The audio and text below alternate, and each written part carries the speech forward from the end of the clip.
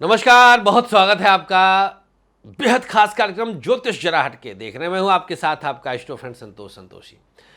हमारे शास्त्रों के अनुसार तिथियों के देव होते हैं। स्पेशली उन तिथियों पर हम उस खास देव के गुणों का प्रादुर्भाव कर सकते हैं, जागरण कर सकते हैं, जागृत कर सकते हैं। उस देव के गुण हमारा जो हिंदू धर्म है, इसमें जो भी देवी देवताओं की मान्यता है, उनका किसी न किसी गुण विशेष से संबंध रहा है। चाहे भगवान विष्णु हो, महादेव हो, माँ जगदम्बा हो, एक खास गुण से उनका संबंध रहता था। कामदेव हो, अग्निदेव हो, वायुदेव हो, आदि जो भी जितने भी हमारे देवी देवता हैं, इन खास गुणों को इन देवताओं से हम जोड़ते हैं। चर्चा आज चतुर्थी तिथि की, जिनका सीधा संबंध भगवान गणेश के साथ जुड़ा हुआ है, जो एक अलग तरह की प्रवृत्ति और प्रकृति के साथ जुड़ते हैं। अपने आप में सबसे विशेष देव, जिनका सर कुछ है और धड़ कुछ है। सर के ऊपर का हिस्सा हाथी का है, नीचे का हिस्सा इंसान का है, मानव का है। प्रसंगों में ना जाकर के बस इनकी विशेष विशेषता कुशाग्रता से है, बुद्धि लब्धता से है। चतुर्थी तिथि शुक्ल पक्ष हो या कृष्ण पक्ष हो, गणेश संकष्ट चतुर्थी के स्वरूप में जानी जाती है, जो प्रत्येक प्रकार के संकटों से पार करने वाले महादेव के पुत्र भगवान गणेश की कृपा प्राप्ति का एक विशेष अवसर माना जाए, एक अवसर की तरह ही होता है। आप सब भगवान गणेश की प्रसन्नता इस खास प्रयोग से शीघ्रता पूर्वक प्राप्त कर सकते हैं। आइए भगवान गणेश के पहले इस खास मंत्र का हम लोग आप सब श्रवण करें। हम मंत्र जपते हैं। गजाननं भूतगणादिसेवितं कपेत्थजम्बूफलचारुभक्षणम् उमासुतं शोकविनाशकारकं नमामि विघ्नेश्वरपादपङ्कजम्। ओम गंगणपतये नमः। बच्चों के शिक्षा के लिए उनके माता पिता जान लगा देते हैं।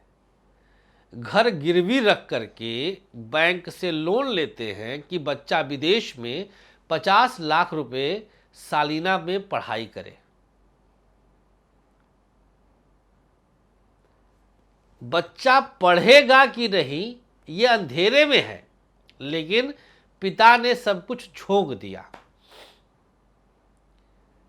45, 50 साल, 52, 53, 55 साल की अवस्था आते आते जब बच्चा 20 वर्ष का होता है, जब वो बाहर पढ़ने के लिए जा रहा होता है, उस समय पिता अधेड़ हो जाते हैं। अधेड़ होकर के वो अपना घर वर एक बनाए रहते हैं। बेटा कहता है कि हमें विदेश में जाना है। क्यों जाना है? क्योंकि उसे अच्छा लगता है। क्यों अच्छा लगता है? क्योंकि इंडिया, आई हेट इंडिया, यहीं पैदा हुआ ससुरा, बोलता आई हेट इंडिया। खैर, विषयांतर नहीं करेंगे। अब विदेश जाना है, बच्चे ने कहा, तो पापा जी तो डैडी के पास कुछ नहीं बेटा, जो है तुम्हारा है, अब तो हम भेज ही देंगे। घर गिरवी रखा, बैंक को मॉर्गेज कराया, बैंक से पैसा लिया और भेज दिया कॉलेज को। अब वहाँ पे बच्चे गए, अब वहाँ पे चाहे स्मैक पिए, चाहे चरस पिए, चाहे सुल्फा पिए, पढ़ाई कर रहे हैं। 3 साल का कोर्स था, 5 साल लगा दिए। आए तो वहाँ से 4-5 जगह छेद ओद करके वो पहन लेते हैं। यहाँ छेद है, यहाँ छेद है, 4-6 टैटू लगा लिए हैं। फर्राटेदार अंग्रेजी बोलने लग गए हैं और आकर अब वही चीज़ यहाँ करेंगे। खैर, एक जनरल ढर्रा बताया मैंने। हर कोई ऐसा नहीं है।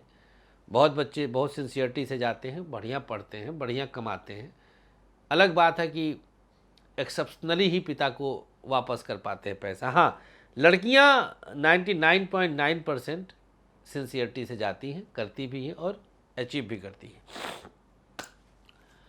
अब आगे ऐसे बच्चों के लिए आप सबसे एक ही अनुरोध है, आप लोग एक बार उनके दिमाग का भी इलाज कराइए कि उनका दिमाग बिल्कुल पढ़ाई की जगह पर लगे। और उसके लिए शुक्ल और कृष्ण पक्ष की दोनों चतुर्थियां जो भगवान श्री गणेश को समर्पित है, चतुर्थी आप सब आराम से गूगल कर लीजिए, अप्रैल में चतुर्थी तिथि कब पड़ेगी आ जाएगा, पता चल जाएगा। पंचांग का ऐप भी आता है, उसमें भी आप लोग देख सकते हैं तिथिवार कब क्या है।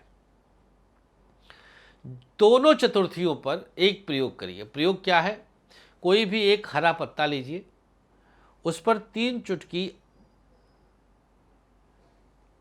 हल्दी डाल दीजिए। हरा पत्ता 3 चुटकी हल्दी, कोई भी पत्ता चलेगा, आम, अमरूद, पीपल, बरगद, तुलसी तो छोटा पत्ता होता तो उसमें चलेगा नहीं, कोई भी हरा पत्ता तोड़िए, उठाइए, हरा हो, एक ही शर्त है।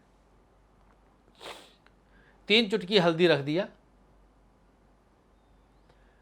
बुध Ganesh little finger right hand छू दीजिए, छू भर दीजिए और मात्र 4 बार चतुर्थी तिथि से इसको कनेक्ट किया और 4 का अंक राहु से कनेक्ट किया। और राहु को भगवान गणेश के अलावा कोई शांत नहीं कर सकता, क्योंकि राहु का जो प्रतीकात्मक जड़ी है दूर्वा, वो राहु जब ये खाते हैं भगवान गणेश तो इनका उदर शांत हो जाता है और राहु ही अवरोध का कारक होता है। तो आप 4 बार मंत्र है ओम गंग गणपतये नमः का जाप करिए, राइट हैंड के लिटिल फिंगर से हल्दी को छूकर। कौन करेगा, पिता करे, माता करे, बड़ा भाई करे। और फिर इस हल्दी को जो भी आपने पत्ते पर रखा है किसी कांच की शीशी में, कांच की शीशी क्यों लिया, चंद्रमा कांच की शीशी का भी कारण है, an astrologer with truth logic तर्क बोलता है, कांच की शीशी से चंद्रमा को हमने पकड़ा, चंद्रमा में हमने बुध को रखा।